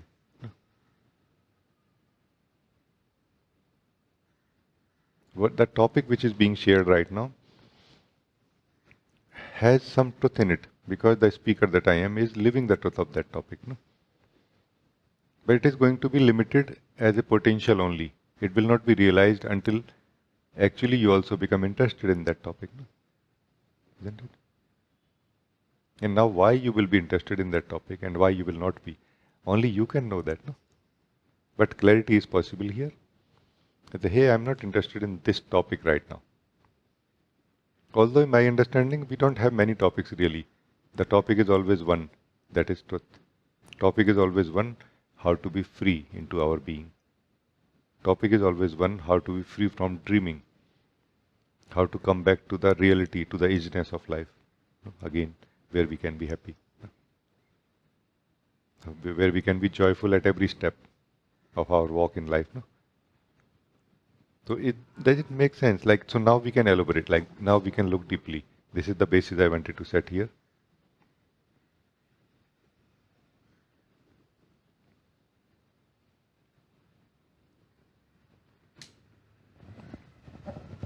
So, what I understood, what I found the key here, like, if I am not understand, then I feel, if I'm not interested particular topic, then I feel more stress for understanding. If I'm interested, then it is smoothly listening or enjoying that listening. Now I understood that. Like, correct me if I'm wrong in about what you are saying. That what you are saying is that there are some topics which I don't find interesting inside me. But still I want to listen because I want to be benefited by that, by the listening in satsang, which is really true. No? But that time also my mind is active and it tries to understand, which is where I feel stress. So there clarity can help. Like where you can switch from listening to understand to just listening. No? That time you can switch from listening to understand to just listening. And then you will be benefited by that, by the vibration of that sharing, while you will not be struggling in trying to understand it or getting caught up in that, which is not a, because unless you being holistically interested in some subject to think, you will struggle, no? Yeah. So I think this is a very good thing to understand. No? Like you, in the whole satsang, you will have different times. Sometime where you know that it is for me, and you will get involved in thinking about it and trying to understand. No? And the other one where you feel know that no, this is not for me, or it is not for me yet. Like I don't have enough information or inspiration to get involved in this topic. That time you may choose to just sit and listen, where you will be in your Nirvichar avastha, no? in your true state of being. You are being supported energetically by either other being or beings. No? And this discussion which I am sharing, this topic that I am discussing will not affect you in any way, will not be able to pull you into thinking now. No? Or should not be able to. Yeah. So at any point of time you can choose now, Vichar or Nirvichar. Vichar means interested in that topic. Nirvichar means just interested in being myself. No? Satsang serves both purposes continuously. Continuously, like it's a very spontaneous existential flow here in satsang. No? Everybody is benefited by it, except that if we are not at all participating. So participation is not necessarily by thinking about what is being shared, but also by choosing to live in the purity of our own being, in the Nirvichar also. No? Because I am not speaking from the Vichar avastha. No? Nobody does, by the way. It's just that we are not aware of it. I am aware that I am speaking from Nirvichar avastha. I am using Vichar to express that truth which is known and being lived from the Nirvichar avastha. And same truth is true about all of you. You will not know the truth from your Vichar avastha. No? Truth is known from the Nirvichar avastha only. No? Truth can be defined through the Vichar, but not that truth can be lived or known through Vichar. No? But Vichar can help a lot in being free from Vichar. No? Also, this is important. No? So whenever you feel caught up, confused means what? Can we explore this also towards the end? What is confusion? So confusion is a experience of Vichar avastha, no? Vichar state, no? Where we think. No? So what can you tell me something about it? What is confusion? Then we look, using that direction.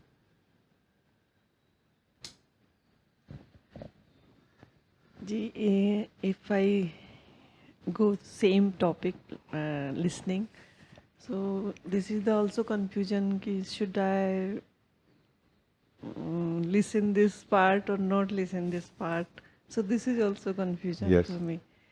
My question is, who is going to decide about it? You or me?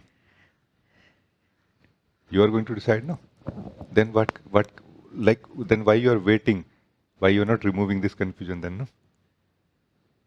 Meaning either remove it within yourself by doing the Vichar, pure thinking, that do this or do that, come to conclusion, come to clarity. Clarity means free from uncertainty. Like as if you have put on hold some decision, now you resolved it, and you came back to the decision now, like one of the two. No? Or if it will help you, talk to me. So you are going to do this or not? Not that I am going to tell you, no?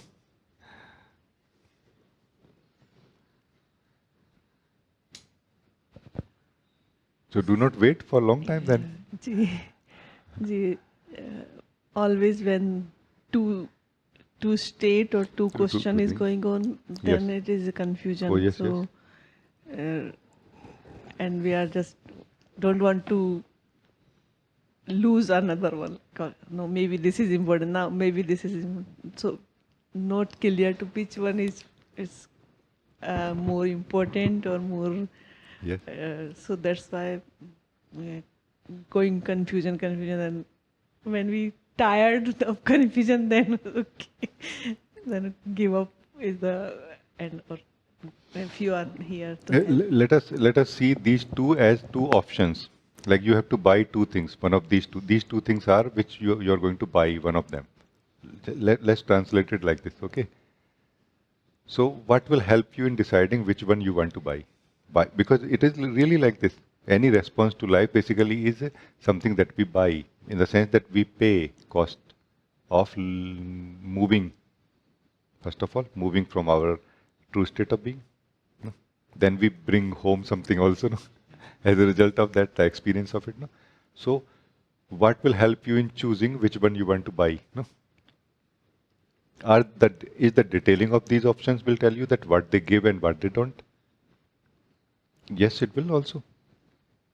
Like one is cold, one is hot, let's say.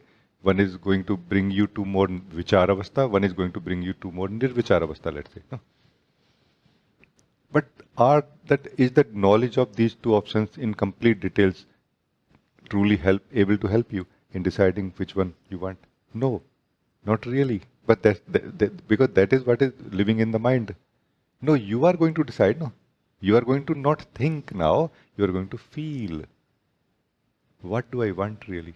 This, like this is going to give me so and so, or essentially this is what I will get out of this option. Essentially this is what I will get out of this another option. What I want, like what appeals to my heart, to my being. From there you are going to decide or not. So the decision is coming from you, but also supported or facilitated by the knowledge of what each option will give, the clarity part. No? So clarity about what these options will give, and the deeper knowing of what I really want. You know? Let's say if you don't want anything from anything, let's say, okay, then are there options in life? There are no options in life anymore now, no? Because you don't want anything from anything. So options are in life only as long as we want something. No? It's just that we do not know what we want. So no.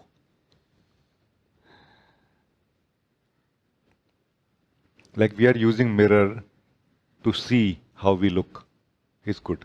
But we are also using mirror to talk to it that how beautiful I am. That mirror is not going to tell us, no. Don't do that. Options are mirrors. They don't talk back. No.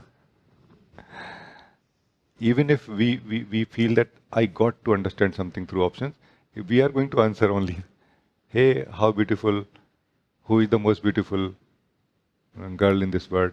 Oh, you are the most beautiful. No? But it will be you only saying that, no? Do you see what I mean? Use the options as mirrors only, because they are just that flat mirror. They are not talking mirrors. They're not magical mirrors. They're simple mirrors. Are you able to understand this now? Yes, Ji, because what I feel like both side is me, not somebody else. So sometimes I am standing here and looking from this, and I hear then look. So and both side question also mine and answer also mine. True. So It is very true. What you are saying is totally true. We are asking a question inside ourselves and we are going to answer. There is nobody else going to answer. And this is where we are feeling confused that there is somebody else inside me. Who is answering, who is doing something, who can stop doing something, who can start doing something. No, you stop and you will know that there is nobody else who is doing anything and can do anything. You learn to stop. Meditation, Dhyan and Satsang is learning to stop.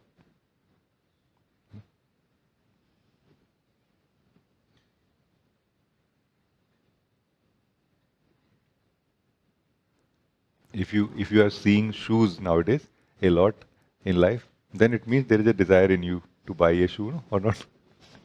We all know that, no? In the similar way, what thoughts are more attracting us inside and like this? There must be some correlation in this way also. And I feel some of us are here who are interested in like nothing in a way, or interested in the purity of being. Then only this appeals to us more now. Nothing else, no? Out of necessity of life, we choose things and everything. That's fine. But we are more and more kind of able to sense and live this divine, blissful nothingness that we are. No?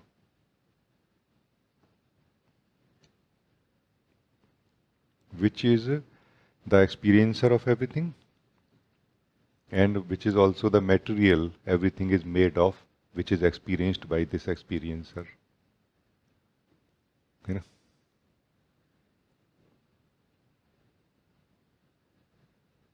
There is nobody else, beloved.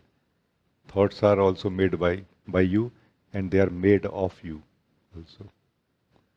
No? Options also, intelligence also, intellect also, body also, everything is made of that nothingness, that divine nothingness that you are. You are living them, you are creating them, and then living them. No? Know your true nature, you will know the complete truth. No? Know your true nature as divine, blissful nothingness. Because that's the truth. No? In this example of two choices being there, this what I'm sharing can fit so easily. There, you as a decision maker choosing not to be the divine nothingness right now. That's why you are confused about the choices. Meaning you are holding, you are keeping something mixed with you, with your nothingness, no? With your purity of being. No? If you let go of that and you choose to stay as the pure being, which is divine, blissful nothingness, then your neutrality is so very much in place. Your seeing is so simple. You know what is appropriate and what is not, what is needed right now and what is not. No? Do you see what I mean? That's why it is important to ask, what do I want, whenever there is a confusion. Not that what the options are going to give me. They will give whatever they will give. That is a very fixed deal. No? They cannot give more or less. No? But what do I want out of them?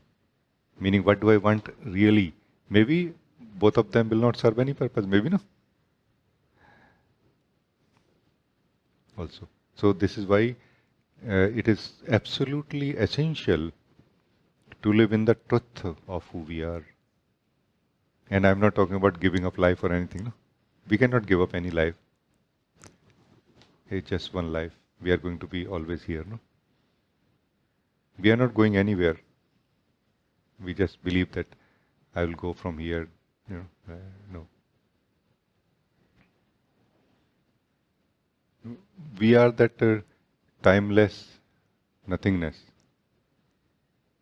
which has not been born, meaning which has not taken a form, or which has not come to the realm of changes.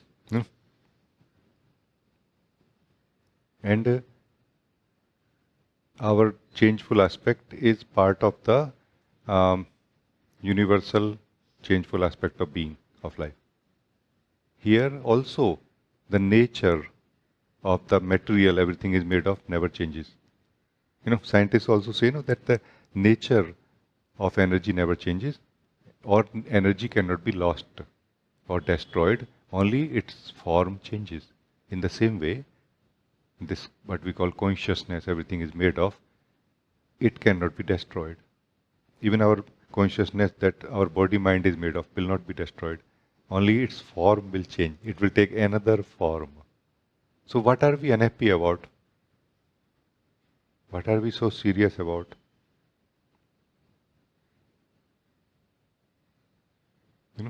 Life is already free, and you are life. Both. You are the timeless nothingness, and you are the, time-bound everythingness also. Allow yourself. In this moment, I am calling you all. Allow yourself to live this truth. You cannot do it because you are already it. By very doing, you become congested a little bit. No? By trying to do, we become congested. We need to relax, not that we need to become congested. No? Relaxed but not sleeping. Absolute awareness in one sense. No? Absolute awakeness in one sense. But not doing anything.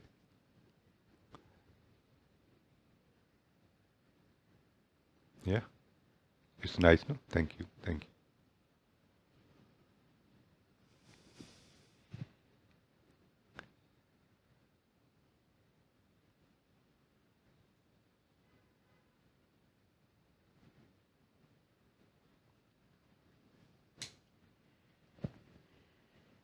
Thank you so much, Ji. This talking with you, it's take me Vichar to Nirvichar. Yeah. The moment you are interested, it is not really far. In Satsang, no? In our togetherness, it's just we are just right here. Every one of us is speaking from Nirvichar all the time. Every one of us is listening from Nirvichar only all the time. It's just about being aware of it. What is happening is that we are staying as one of the Vichar. That's why we are not able to live our true nature, which is Nirvichar. No? So let go of everything when we are just sitting and doing nothing. Let go means what? It is an internal thing to be understood, not letting go of the word, possessions or anything. No, this is a message for the timeless, for the formless being that we are. That you let go of all the forms right now and live in your formlessness only, which is effortlessly true. No?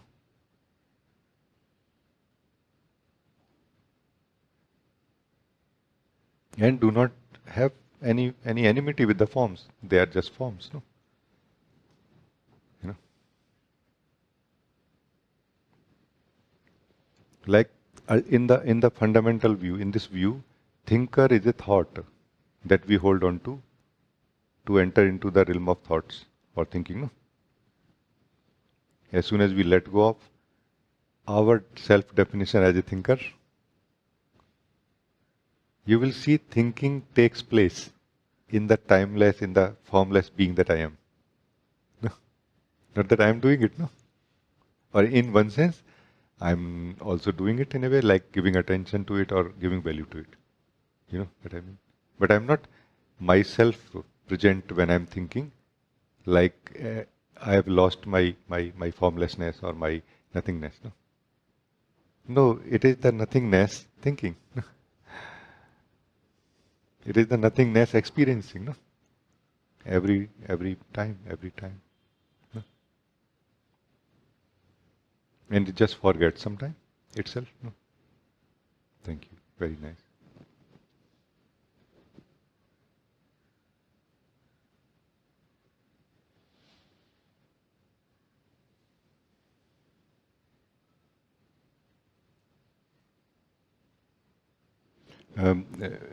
Diva, you want to talk? So, on this topic of thinking, which actually there was a question which I found to be something that affects my living, day-to-day living, and that is, why does one think? And to me, the example that came is that when I step into the world per se, when I start to live, and when I need to interact, most times what I find is that a natural flow of interaction seems to be happening or not out of a thought identity. Like I have already taken a shape of someone who needs to approach the situation or the person in a certain way. And all this happens because I stick to myself. And I wanted to confirm that and get some guidance as to is this something which is okay? Is it something that can just drop this cocooning into your belief of who you are or trusting your own imagination of the world? I just want to clear this out because this has been an ongoing struggle in my life. हाँ That's why I get into thinking. हाँ we are first thing is that we are being at any point of time. No, we are the true being at any point of time, including this time when we are cocooned in our understanding and idea of who we are when we interacting with the practical life. No, like this. That time also we are being, but we are not living as the being. This is the difference. When we are not living as the being, there is something that happens that we are not pulling power from our own natural state, and we are also not living in our natural wisdom or from our natural wisdom that time. So now we need two things. We need power and we need wisdom that we pull from our sense of identity or sense of uh, personal identity, and also we pull wisdom from thinking, meaning through conclusions of our past thinkings or present processing of the thinking right now also. No? So that's how our responses to life are going to be much more limited now. No? And also because there is a awareness growing in you that you are able to notice now that, hey, there is something kind of not okay. One simple and direct method of dealing with this is what is dhyan and satsang. Direct. It is a direct method. It's not indirect really. Direct in the sense that we start settling in our truth more and more, allowing our strength and our wisdom to wake up more and more, so that it can take a call in a life situation, what to do here. No? Then there will be less and less need for strength and wisdom from this place of identity. No?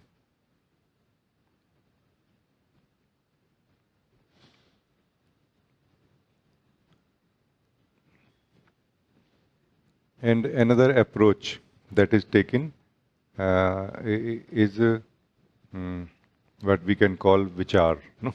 Vichar, where we are trying to improve, no? Improve the thinking process and letting go of the non-essential thinking here, so that our thinking process here, even when living as an individual thinker, no? Living under the impression that I am individual, then lot of clarity can happen here, stability can be achieved here by removing the non-essential thinking. No, you know. So my feeling is that we can combine both these processes together, and they work very well together. They support each other very well. Like they not only support each other in a direct sense internally, but also they work like a mirror for each other also. And we learn to think when we are thinking, and we learn to not think also when we are not thinking. Meditating is the time when we know that I am not thinking right now. So why should I continue thinking right now when I have chosen to just sit in my being? And when we are thinking, that time we also know that, okay, this is not the time to not think. And if it is not the time to not think, then let whole of myself get involved in what I am thinking. And this is also, because we are the being, this is also where more of our energy, strength and wisdom, the light comes here. And we are able to see that all this is non-essential. We don't need to think really so much about this topic to achieve what I want to achieve out of thinking about it. So that improvement happens in this way also, I noticed. So these are interrelated things. Vichar and Nirvichar are actually interrelated because they are related to the being that we are, who is in, who has chosen to be in the Nirvichar avastha and who has chosen to Vichar, do the Vichar, no? Being is one, even if in two states. No? So that's why they are actually related. Progress happening at one place, one state affects or improves the other state also. The more quietly we can sit in our own being, the more pure thinker we are, no? More simple also, effective thinker we are. No? We don't struggle in thinking now so much. We just simply see that, yeah. No? So this is one way of looking at it. Another is that through Nirvichar, through Dhyan and Satsang, we not only become temporarily free from thinking, we also become free from the root cause of thinking also. That root cause of thinking is that we are trying to live ourselves through thinking. As soon as we start living the truth of who we are, that dependency or need is not there anymore. No? Then we know that living myself is a thing separate from thinking. I do not have to think in order to be, no? In order to live as myself. So that identity part also starts thinning away very fast because of this. No? Is this all clear to you? If not, please ask. Yes, Rajee, I could understand what you were saying.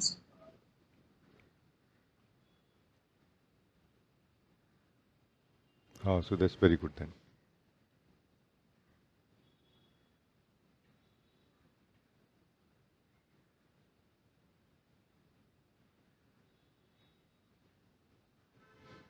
Just for 5 minutes, we spend for 5 minutes more, and then we end this meeting now. No.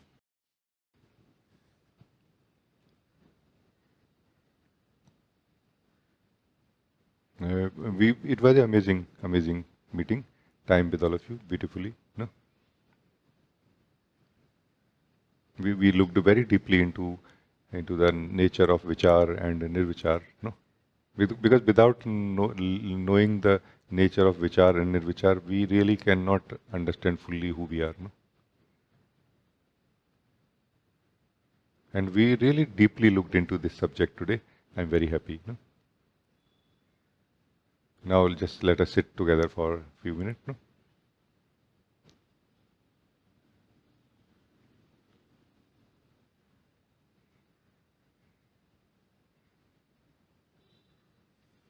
So what is this sitting together now?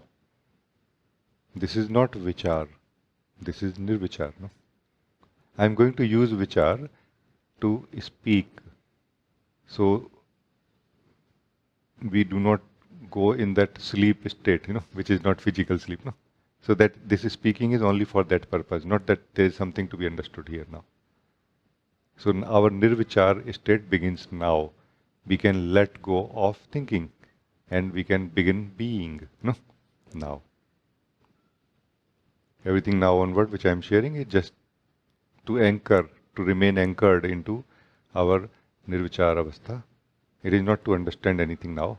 In the end, I will tell you that, okay, thank you. No.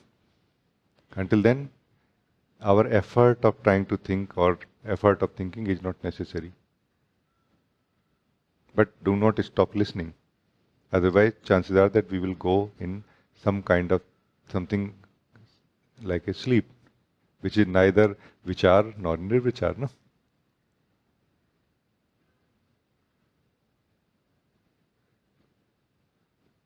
During this time when we are together, just for 3-4 minutes, during this time, even if you feel the necessity or the compulsiveness to think, try to withdraw yourself from it as soon as you can.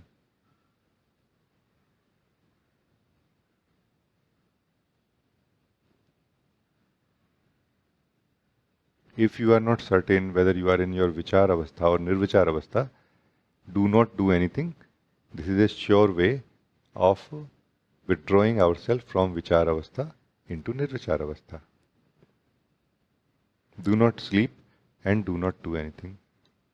That's where speaking will help. I'm speaking, you listen. Not to understand, but to remain anchored into truth, into this moment.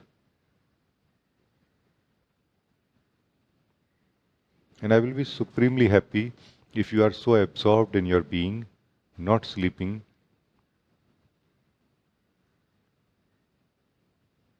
and not thinking, that you are not able to hear me also even. I will be very happy.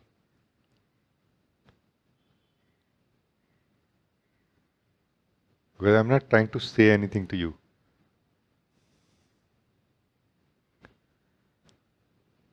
It's more like living this Nirvichar avastha together. So there is no obligation. Let's be free from this obligation of trying to think, trying to understand right now. There is no obligation here at all. It's just you in your natural state of being.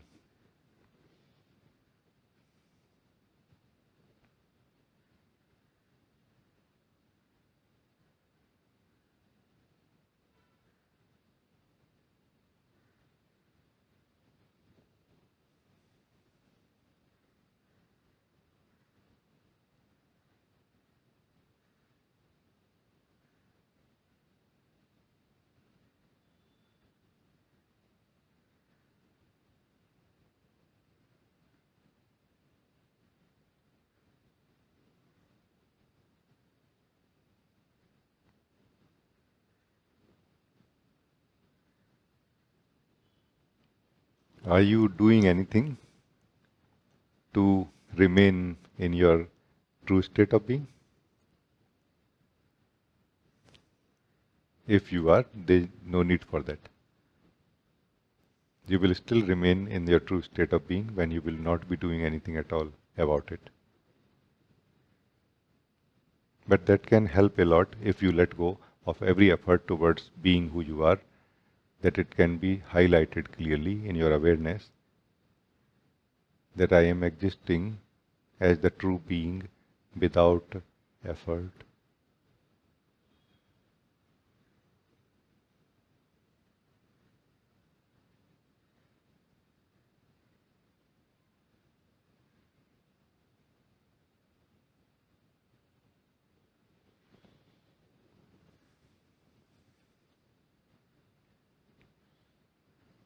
So that's all about it. Thank you.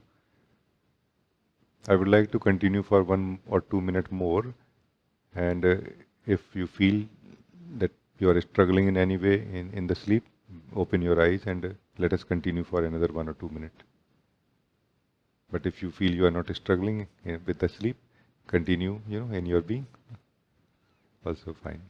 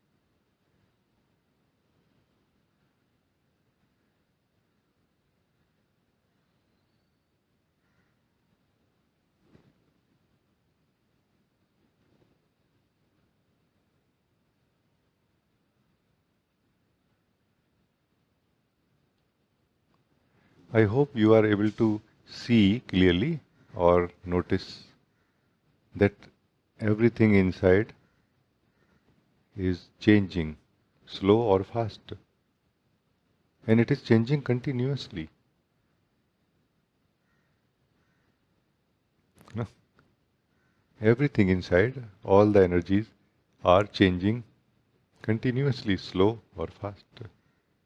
I hope you are able to notice this. No?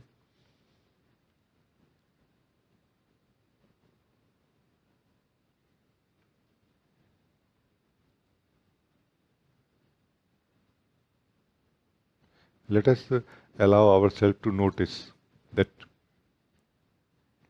I am not changing. No?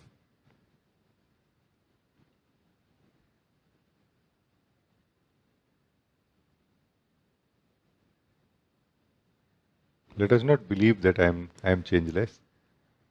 Let us allow ourselves to live this truth right now.